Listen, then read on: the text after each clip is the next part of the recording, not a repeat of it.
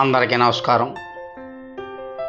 బ్రహ్మ ప్రతిష్ఠించిన శివలింగం వనవాస సమయంలో శ్రీరాముడే స్వయంగా పూజించిన ఆలయం ఎక్కడుందంటే భారతదేశపు మతపరమైన పురాణ నగరం చిత్రకూటం.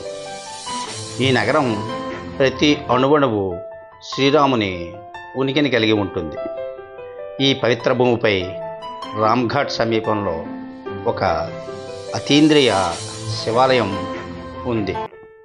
దీని ప్రాముఖ్యత మొత్తం భారతదేశంలోనే ప్రత్యేకమైనది. ఇది మత్స్య గజేంద్రనాథ ఆలయం.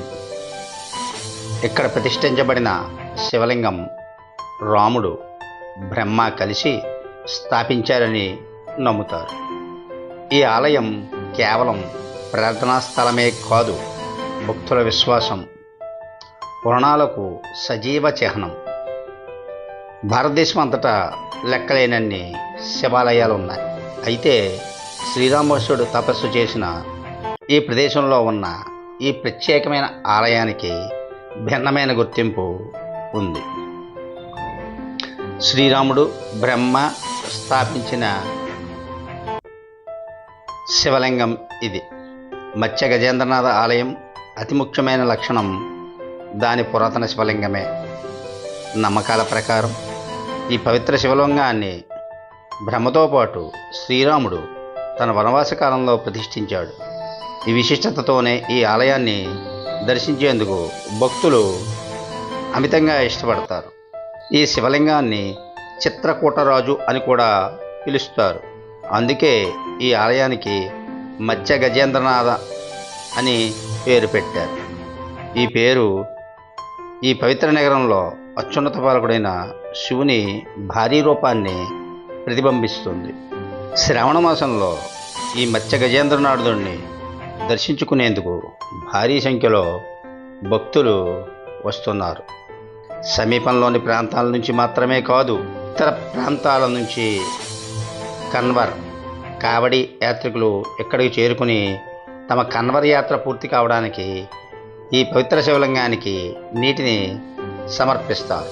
ఇక్కడ నీరు సమర్పించకపోతే తమ కావడి యాత్ర విజయవంతం కాదని నమ్ముతారు. ఇది ఈ ఆలయం ప్రాముఖ్యతకు, భక్తుల అచంచల విశ్వాసానికి చిహ్నంగా ఉంది. ఈ ఆలయం చరిత్ర, విశ్వాసముల సంగమం.